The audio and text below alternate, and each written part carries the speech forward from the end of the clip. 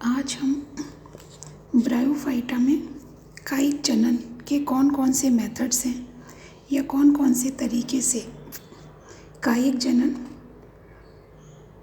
या vegetative reproduction bryophytes में मिलता है वो हम देखेंगे, क्योंकि ये एक इम्पॉर्टेंट पार्ट है ब्रायोफाइटा का कि जिसमें कि जो थैलस है वो वेजिटेटिव रिप्रोडक्शन या कायिक जनन के द्वारा रैपिडली बढ़ता है। तो यहाँ पर ये 5-6 तरीके दे रखे हैं जो मोस्ट कॉमन है ब्रायोफाइटा में कायिक जनन या वेजिटेटिव रिप्रोडक्शन के लिए। ये एक शॉर्ट नोट के फॉर्म में होता है और हम इसको बहुत आसानी से याद भी कर सकते हैं। बहुत ज़्यादा सिंपल है, एक बार आप इसको सुन लेंगे तो आपको याद हो जाएगा, शायद याद करने की दोबारा ज़रूरत भी ना पड़े। तो सबसे पहला मेथड दिखा रखा है फ्रेगमेंटेशन। फ्रेगमेंटेशन का अर्थ होता है टुकड़े, फ्रेगमेंट्स टुकड़ों में बदलना। तो जैसा कि ये दिख रहा है यहाँ पर थैलस लाइक बॉडी होती है ब्रायोफाइटा के ज़्यादातर प्लांट की। तो यहाँ पर जो ये थैलस में जितनी भी खांचे नज़र आ रही हैं, डिप्रेशन नज़र आ रहे हैं, उसकी वजह से जो ब्रांचेस बनी हुई हैं। तो जब थैलस ग्रो करता जाता है, ग्रो करने से इसका कुछ पार्ट पुराना हो जाता है, पुराना होकर के इसी हम को देखें तो यहाँ पर जैसे ये ब्रांच है तो ये कई बार और बड़ी होकर के पूरे प्लांट को नीचे तक इसको ले आती है और ये इतनी ज़्यादा बढ़ जाती है कि एक पूरी ब्रांच थैलस से अलग हो जाती है।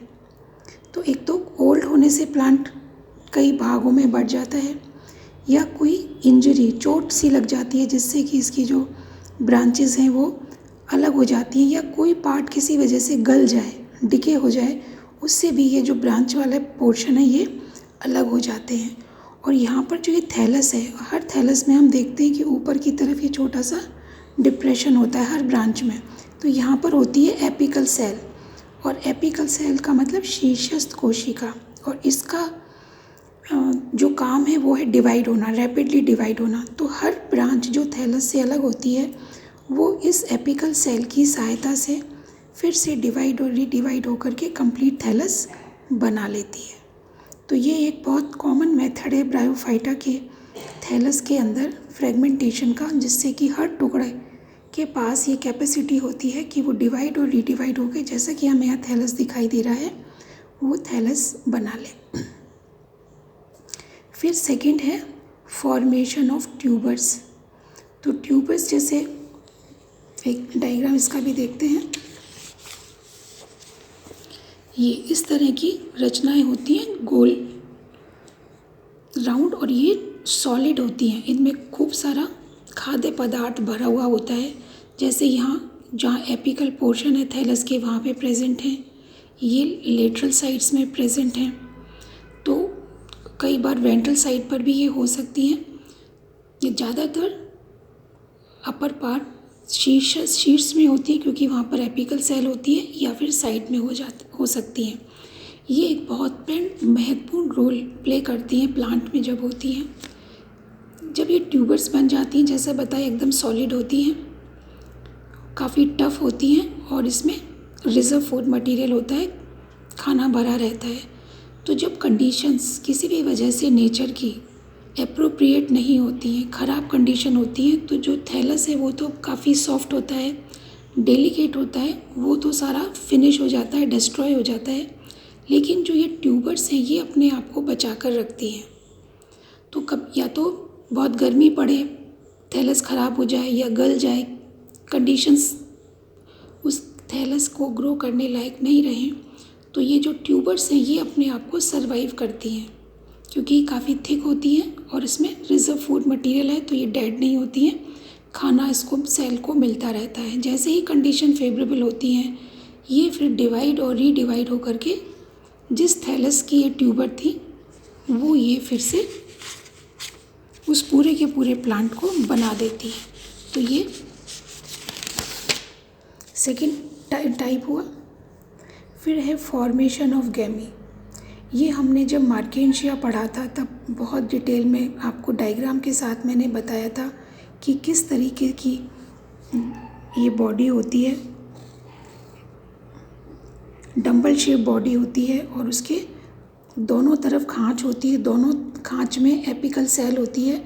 तो एक गैमी से हमको 2 थैलस मिलते हैं और ये ग्रीन कलर इसके गैमा कप होता है। गैमा कप में गैमी होती है, ग्रीन कलर की होती है, डिटैच होती है, डिटैच होकर के ग्रो करती है और इसमें कुछ राइजोइड की सेल होती हैं जो राइजोइड बनाती हैं और वो सेल्स जो मेरिस्टेमेटिक या विभजोतक होती हैं ग्रो करके थैलस बनाती हैं और एक गैमी से हमको 2 डिफरेंट अपोजिट डायरेक्शन में 2 थैलस मिलते हैं। तो ये हम ऑलरेडी डिस्कस कर चुके हैं और मार्केशिया में हमने वेजिटेटिव रिप्रोडक्शन में इसको पढ़ा था, तो वो हमको याद है।